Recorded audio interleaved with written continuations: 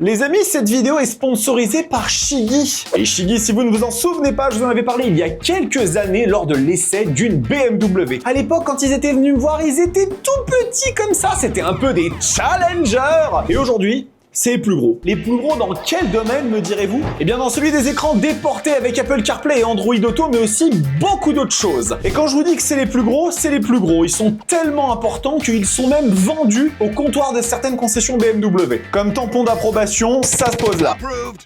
Alors aujourd'hui, je ne vais pas vous parler de l'incroyable AIO 6 qui est leur dernier écran ultra lumineux, plus de 2300 nits, connectable, sans fil, avec un nombre de fonctionnalités absolument incroyable. Non, parce que aujourd'hui, le focus c'est un autre produit extrêmement intéressant. Et ce produit, c'est ça, le système SR1. Le SR1, c'est un système de radar à ondes millimétriques que vous pouvez installer sur n'importe quelle moto. Oui, tu m'as entendu GG, avec ta Hornet de 1983. Tu peux installer le SR1 dessus. Et les fonctionnalités, elles sont non seulement nombreuses, mais aussi ultra utiles, puisque vous avez l'alerte de dépassement, c'est-à-dire que s'il y a un fou qui arrive avec son Hayabusa à 300 km/h, vous pourrez attendre quelques secondes avant de vous décaler, mais aussi un détecteur d'angle mort qui va vous permettre de savoir justement qui est derrière vous. Et ça, vous le savez, pour la sécurité, c'est ultra important. Il y a plein de motos qui coûtent extrêmement cher, qui ont ce genre de technologie, et bien là, vous allez pouvoir le mettre dans n'importe quelle machine. D'autant plus que ce qui est très cool, c'est que si vous avez un écran Shiggy ou que vous voulez en acheter un, vous pouvez coupler le système dessus pour avoir les alertes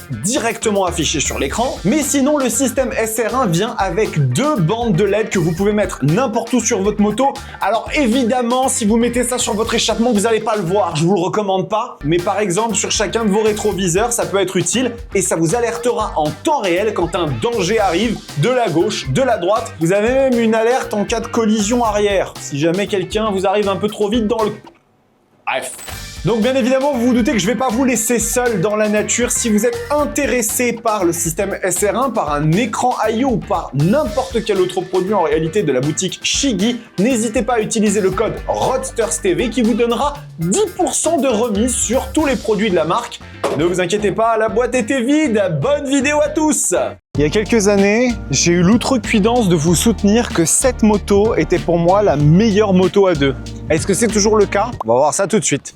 Les amis, quel plaisir de remonter à bord d'une RS660, enfin, de remonter à bord d'une RS660 avec vous, en partageant ça avec vous, parce que je vais pas vous raconter de pipeau. La RS660, c'est une moto que je conduis quasiment toutes les semaines, puisque c'est la machine de Mathilde. Mais attention, là, on est sur une version 2026 qui a eu quelques changements assez notables qu'on va regarder, mais il y a un truc qui n'a pas changé, et ce truc-là, c'est ça.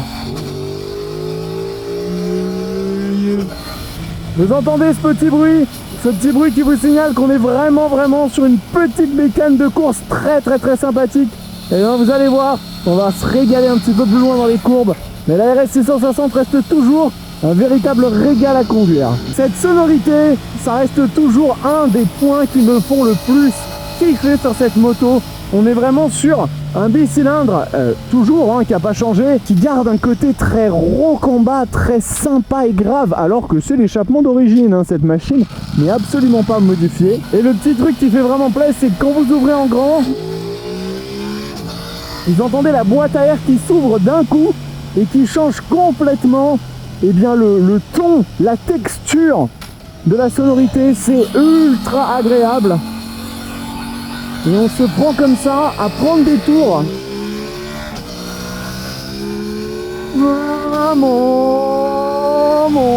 C'est vraiment super sympa. Ça nous met tout de suite dans l'ambiance, dans un côté hyper racing, je trouve. Et vraiment, on continue à ressentir qui m'avait fait kiffer comme ça en 2021 sur la RS660 lorsque je l'avais testé pour la première fois. C'est un des tout premiers essais de la chaîne, les amis, vraiment un des tout premiers essais de la chaîne. Et je suis si heureux de pouvoir vous la ramener à nouveau dans cette mise à jour, on va dire. Alors pour passer rapidement à la fiche technique, on est toujours sur un bicylindre parallèle de 660 cc, comme le veut le nom de la machine. Et à l'intérieur, on retrouve désormais une puissance poussée à 105 chevaux contre 100 pour la version précédente. Alors Ces 105 chevaux, c'est peu ou prou ce qu'on retrouvait sur les éditions un peu spéciales. Vous savez, la Extrema, les quelques éditions limitées, on réussissait à tirer jusqu'à 105 chevaux de la RS 660. Et ben là maintenant, on a poussé ça sur la version de série et c'est vraiment très cool. On a toujours un peu un caractère bien trempé sur la moto qui se retrouve souvent un petit peu plus dans les tours. On a 70 Nm de couple, mais qui sont pas localisés dans les 2-3 000 tours minutes. On est vraiment plus sur quelque chose de haut perché. Et à l'usage, bah écoutez, c'est toujours aussi plaisant, vraiment. C'est pas une poussée qui vous catapulte, c'est pas un truc qui est monstrueusement coupleux comme le serait une machine de 1000 ou 1200 cc, mais il y a vraiment un plaisir, un agrément sur ce moteur qui est super chouette. Il est assez polyvalent et il est pas trop chiant à vivre en ville, vraiment, hein. C'est pas une moto qui a des vibrations de partout et qui va vous rendre dingue au bout de 15 minutes. C'est aussi ça la force de ce moteur, c'est que c'est une moto qui est plutôt polyvalente, la RS 660. Et le bicylindre s'accommode bien de quasiment tous les usages sans problème. Après, bien évidemment, hein, dès qu'elle voit une courbe, elle, c'est là qu'elle est contente, hein, on le sait. Et là, ça repart. Et vraiment, cette sonorité, elle est tellement agréable, Ce beau... On dirait presque en fait un V4 Aprilia, mais façon plus petit, quoi, comme si on avait coupé un V4 en deux. Et c'est vraiment une filiation avec la RS V4 et la Tuono qu'on retrouve, qui est ma foi assez drôle. Vous voyez, vous êtes là en seconde. Oh là là là là, c'est vraiment stylé. Vraiment stylé. Vous la poussez jusqu'à 9-10 000, vous remettez un coup de shifter. Shifter qui marche très bien au passage, hein, vraiment. Très agréable. Allez, vous en prendrez bien une petite lichette.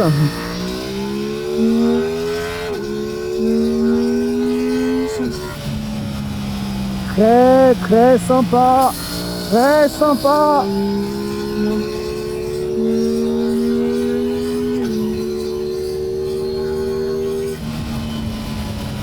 Le moteur n'a rien de décoiffant, c'est pas un monstre qui va vous coller les yeux au fond des orbites dès que vous accélérez en seconde.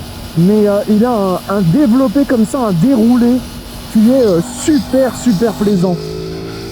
Et cette sonorité, mon Dieu, cette sonorité, s'il y a bien un truc sur lequel Aprilia ne se rate pas, c'est sur la sonorité de leur putain de moteur. Ah, vous entendez ça? À chaque fois qu'on ouvre la poignée, à chaque fois qu'on ouvre la poignée en grand, la boîte de vitesse, la boîte à air, ah, c'est un coup de fusil hyper agréable, vraiment. Ah, c'est toujours un kiff à conduire cette bécane, toujours un kiff à conduire. Puis là après, vous arrivez en ville, vous êtes là en seconde, vous êtes à 4000 tours minute, la machine n'a aucune vibration parasite. Tout se fait extrêmement bien, c'est très agréable. Voilà, on repart gentiment, tranquillement. Et puis bon, logiquement, ce qui se passe, c'est que quand vous entrez en ville, à un moment donné, vous sortez de la ville, et là...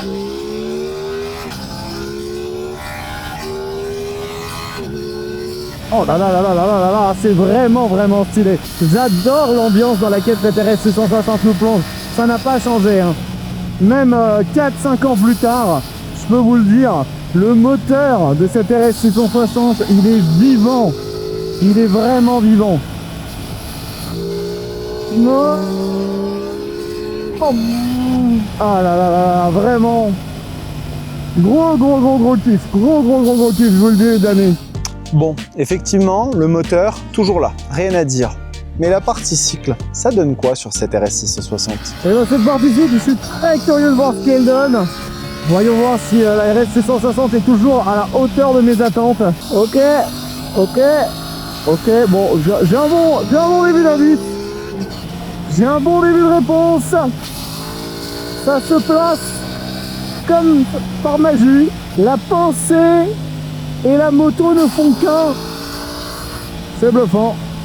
Ça reste toujours aussi léger à emmener. Très agréable. Vraiment, instantanément. Hein. La connexion se fait. Autant vous dire que la moto de Mathilde, je la conduis pas très souvent dans les conditions un peu dynamiques, vraiment. Et là, c'est vraiment mais le prolongement de votre pensée. Deux trucs que Aprilia savent faire, des sonorités moteurs et des châssis. Alors ça y a pas de problème, vous savez faire les gars. Donc on retrouve sur cette Aprilia RS 660 un châssis en aluminium, hein, qui fait que la moto pèse 183 kg, c'est du délire. La machine, elle est d'une légèreté incomparable à eh bien pas mal d'autres machines de l'industrie. Et c'est vrai que on parle beaucoup des marques chinoises qui montent et qui gagnent en popularité, et c'est tout à fait vrai. Mais il y a un point sur lequel la Chine a encore un peu de retard, je trouve, sur eh bien, les constructeurs historiques, c'est la légèreté des châssis.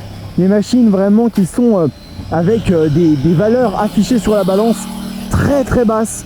Et cette RS 660, elle est mais à 100% dans cette filiation.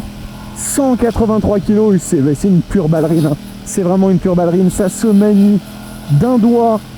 Et que ce soit en ville ou bien évidemment dans les enfilades, peu importe la situation, vous ne sentirez jamais aucune résistance de la part de cette moto. Et ça c'est la marque des grands, ça. Et comme Aprilia aime bien mettre les petits plats dans les très très très grandes soucoupes, et bien en termes de suspension et amortisseur, on va retrouver des éléments Kayaba entièrement réglables. On est vraiment sur des choses de haut niveau. Alors vous le savez, hein, depuis un certain temps, il y a une version Factory de la RS 660 qui est sortie, qui propose notamment eh bien, des éléments all-in qui vont donner encore plus de noblesse, de précision et d'efficacité à la machine. Mais je peux vous garantir que déjà là, c'est un caviar, mais un caviar. On est sur le pas de Titanic parce que ce serait quand même pas très très bon pour la machine, mais on est vraiment sur du très très haut niveau. Ça gomme très bien les aspérités de la route. C'est une machine qui se roule extrêmement bien au quotidien, et dès que vous commencez à mettre du rythme, eh ben, elle soutient sans sourciller. D'ailleurs, bon, si vous voulez un peu d'anecdote, Mathilde s'est quand même fait un road trip de 4000 km jusqu'au Portugal avec cette moto. Donc autant vous dire qu'elle sait de quoi elle parle quand elle dit que la suspension et que la machine au global reste confortable. Et il n'y a aucun problème, tout ça continue à se marier avec une harmonie redoutable de précision, d'efficacité. C'est bluffant. Ah, elle est magique cette machine, hein. Elle est magique cette moto. Ouais, un plaisir vraiment. Ici, inutile de vous poser 1 milliard de questions. Vous vous mettez en trage, vous vous alignez, vous inclinez, et elle fait tout à votre place. C'est incroyable. C'est incroyable. Ah ouais. Oh là là là là là là. En fait, ça m'attriste même de me dire que j'ai cette machine dans le garage et que je m'en sers aussi peu souvent dans des usages comme celui-ci, un peu plus dynamique, parce que vraiment, mais quel pied! Allez! Bon, dans la série, je continue à mettre des bons équipements. Au niveau du freinage, c'est tout pareil. Brembo, étrier radio, 4 pistons. Du très lourd. Ils sont pas allés jusqu'au point de mettre des M50 ou des Stylema là-dessus, parce que je pense que ça n'aurait vraiment servi à rien sur une moto, surtout qui a affiché à moins de 12 000 €. Mais ça fonctionne hyper bien. On est là, on prend puissance de freinage, et là vous avez le petit feu d'urgence stop là. Ça marche extrêmement bien. C'est très précis, c'est mordant. C'est dosable, et quand on a besoin de s'enterrer dans le sol, elle répond présent. Donc finalement, peut-on lui demander autre chose? Voilà, ce magnifique lever de soleil derrière moi là, incroyable la vue. Bon, mesdames et messieurs, vous me permettrez, si ça vous dit, qu'on se termine tout ça sur les tournants de la vallée de Chevreuse, et on y va doucement parce que ça fait un moment que je les ai pas fait.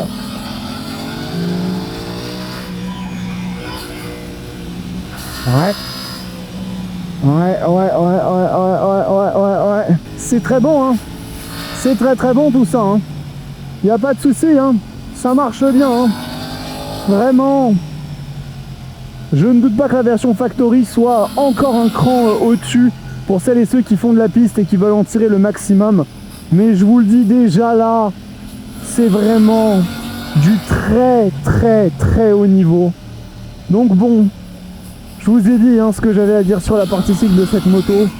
On va se retrouver pour parler un petit peu des aspects pratiques, de la techno, du look. Et puis on conclura cet essai, hein? Allez, on y va.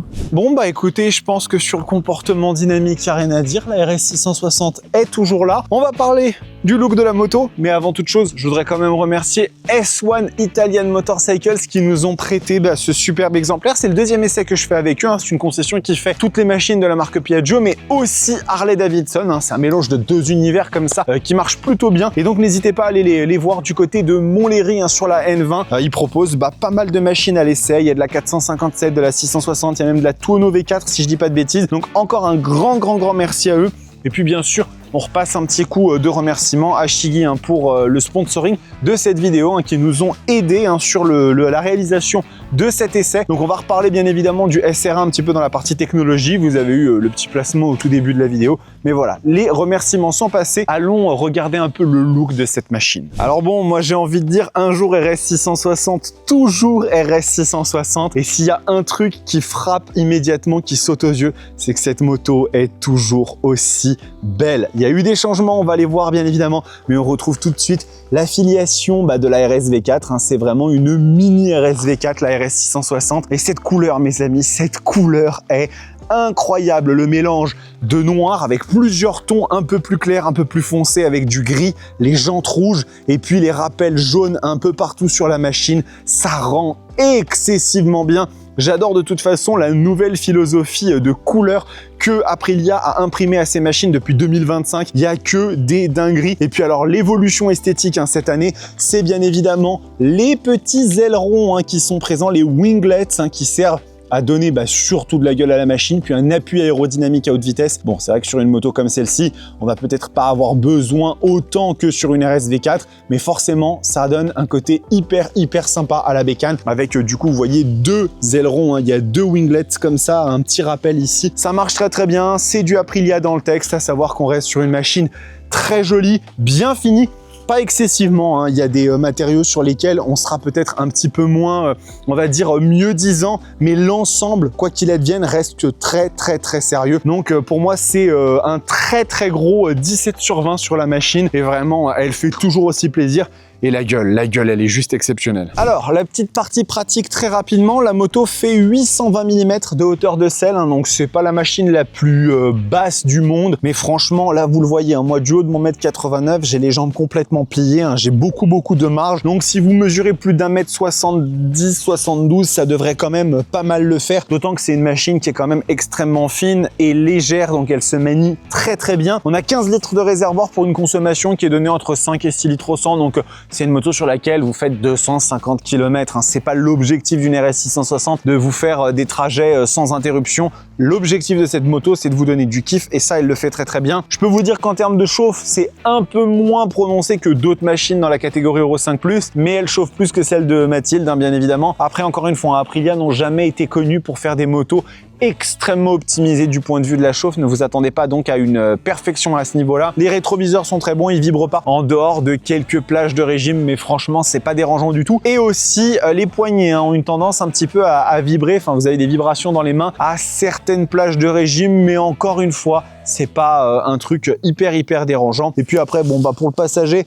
pour emmener des gens avec vous, faire des petits tours, mais pour avoir moi-même été conducteur de Mathilde derrière moi, c'est pas l'expérience la plus marrante du monde. Vous le faites parce que c'est rigolo, mais si votre objectif c'est de rouler avec un passager au quotidien sur une moto Aprilia, partez plutôt sur une Touareg. À mon avis, vous serez mieux loti à ce niveau-là. Bon, parlons peu, parlons bien. La techno de cette machine est un des trucs qui a pas mal évolué en 2026. Déjà, vous le voyez, on a un nouvel écran, cet écran en verre collé qui donne une très bonne lisibilité. Et vous voyez que même les menus, ils ont évolué. On n'est plus tout à fait sur la même chose. Donc ça, c'est très cool. Il y a toutes les informations nécessaires. Bon, forcément, Aprilia ont décidé qu'il n'est toujours pas nécessaire en 2026 de mettre des warnings sur leur moto. Ça, vous vous débrouillez avec eux. Vous leur envoyez des lettres, faites ce que vous voulez. Mais moi, malheureusement, je ne peux rien y faire. Et après, en termes de technologie, on va retrouver le fameux pack APRC qui contient énormément de choses. Donc, on a déjà plusieurs modes de conduite parce que regardez, je vais vous montrer. On a ici du mode dynamique, du mode commute, du mode individual qui est totalement réglable. Et après, si on s'amuse à aller dans les réglages de la moto, vous pouvez vous mettre dans une version Race, donc avec les chronos, avec des modes spéciaux. Et quand vous allez ici dans les Riding Modes, et ben vous voyez que vous en avez même 2 de plus, le Time Attack et le Challenge. Alors ça, j'adore les noms, on dirait qu'on est dans Mario Kart. Et du coup, et ben la machine, elle est très bien dotée à ce niveau-là. Et après, on va retrouver l'habituel, hein, donc contrôle de traction, régulateur de vitesse, quick shifter up and down, anti-wheeling, launch control. Elle est ultra bien dotée, cette RS 660. Alors, elle est très bien dotée, mais elle n'a pas le CarPlay et elle n'a pas eh bien, les indicateurs d'angle mort. Donc ça, éventuellement, le SR1 de chez Shiggy, ça peut très bien faire l'affaire, soit en mettant le deuxième écran. Alors là, vu l'espace que vous avez, ça va demander un petit peu de bricolage. Mais sinon, sur le SR1, vous allez pouvoir directement coller les petites LED ici sur le côté, hein, sur les rétroviseurs, pour pouvoir avoir l'indication quand vous avez quelqu'un qui va vous doubler, quand vous pouvez vous-même vous déporter sans risque. Je trouve que c'est une techno qui est ultra intéressante. Il faut vraiment la démocratiser parce que la sécurité à moto, c'est un truc sur lequel on ne devrait pas chipoter et discuter. Et donc, je suis très content que Shiggy nous ait contacté pour ça parce que ça peut vraiment faire la diff et vous sauver un jour. Donc, combien vaut une RS 660 aujourd'hui? Vous avez 2 cas de figure. Vous avez la standard, vous avez la factory, bien évidemment. Mais la machine est normalement positionnée à 12 000 €, 11 900. Actuellement, sur le site d'Aprilia, elle est marquée à 10 900 €. Donc, j'imagine que ça doit être des promotions qu'ils ont. Et en ce qui concerne la factory, vous êtes à normalement 14 000 € et là, vous êtes actuellement à 13 000. Je trouve que ce sont des prix qui sont vraiment plutôt intéressants. Quand on prend en considération tout ce que cette machine propose, tout ce qu'elle véhicule en termes d'émotion, de moteur, de châssis, la version factory, je pense que ça se discute parce que elle est déjà super bien, la standard. Si vous voulez avoir du all-in sans plus pour vraiment avoir ce toucher de route et aller sur piste avec, dans ce cas de figure, ça peut être intéressant. 2 concurrentes rapides pour cette machine. On va parler dans un premier temps de la 675 SRR chez CF Moto. Moto qui a vraiment, bien évidemment, fait énormément de bruit à sa sortie. C'est une moto qui est super intéressante et vraiment pour le coup le 3 cylindres en ligne, il a la santé, il marche très bien. C'est une machine qui a de la techno, qui est très bien équipée, qui est très jolie en plus, hein, vraiment la 675 SRR. C'est une moto qui est à mon sens très cool. Ce qu'elle va perdre par rapport à la RS 660, c'est vraiment ce côté italien. On sent vraiment qu'il y a un côté très racing assumé à 100% sur cette moto et fort aussi de la culture, de l'histoire d'Aprilia à ce niveau-là. Donc pour moi, en fait, si vous avez à choisir, le choix très pragmatique, ça va être plutôt la 675. Le choix un peu de la passion et aussi de la techno parce qu'on va chercher un peu plus loin, ce sera la RS 660. Deuxième machine que je voudrais recommander parce qu'on est un peu dans la même philosophie et je trouve qu'on n'en parle pas assez de cette moto, c'est la GSX 8R chez Suzuki. C'est la première moto avec laquelle j'ai fait du circuit, c'est la première moto avec laquelle j'ai posé le genou sur circuit et je trouve que c'est un excellent mélange entre le moteur de la GSX 8S qui est vraiment une très belle plateforme avec plus de couple que cette moto. Vraiment, on sent que la machine, elle déroule plus fort dès les bas régimes, dès les premiers tours de poignée. Donc ça, c'est plutôt cool. Et c'est une moto aussi qui est très équilibrée, qui va peut-être être un tout petit peu moins racing que celle-ci, une position un petit peu plus droite, mais quand même sport GT dans l'âme. Et elle continue à marcher du feu de Dieu. Quelles que soient les situations, vous pouvez faire du circuit avec, vous pouvez faire de la route avec, vous pouvez faire de la ville avec, tout ce que vous voulez. C'est une moto qui vaut dans les 10 000 € à peu près. J'ai pas les prix exacts là au moment où je suis en train de vous parler, mais ça marche vraiment super bien, hein, la GSX 8R. Donc si vous avez l'envie d'un truc qui soit un cran en dessous, hein, en termes de démonstrativité de moteur, en termes de technologie, etc. Mais un choix peut-être aussi un petit peu plus pragmatique. Chez les Japonais, la GSX 8R, ça fait très bien le café. Bon, mes amis, nous arrivons à la conclusion de cet essai. Que dire sur cette RS 660? Bah écoutez, c'est simple, hein. C'est toujours la meilleure moto à deux. J'ai rien à dire, c'est toujours la meilleure moto à deux. En fait, la RS 660, elle ne fait rien parfaitement, si ce n'est capturer votre cœur si vous êtes sensible à ce qu'elle dégage, mais elle fait tout extrêmement bien. C'est une synthèse, à mon avis, ultra réussie de moteur, de châssis, de partie cycle, de technologie, même de rapport qualité-prix. Encore aujourd'hui en 2026, elle se bonifie avec pas mal de petites choses intéressantes et elle continue à faire cette course en avant. Il y a des concurrentes de plus en plus féroces, de plus en plus affûtées, mais pour l'instant, Aprilia reste les patrons dans la catégorie. Et bien voilà les amis, cette vidéo est terminée, j'espère qu'elle vous a plu. N'hésitez pas à vous abonner à la chaîne si ce n'est pas fait, c'est vraiment un problème parce que c'est le meilleur soutien que vous puissiez m'apporter. Vous avez aussi les membres Roadsters, hein, si vous voulez quelque chose d'un petit peu plus concret, si vraiment vous voulez donner encore un petit coup de pouce supplémentaire à la chaîne, ça vous donne accès à certains avantages arrivés à un certain niveau de palier, notamment les vidéos en avant-première, donc ça peut être vraiment cool. Et puis écoutez, l'été continue. Pour l'instant, il fait relativement frais. Je vais rentrer me terrer à la maison avant que ça ne devienne un four. Et nous, on se retrouve très vite pour de l'actualité, des essais. Prenez soin de vous, kiffez vos bécanes. Ciao.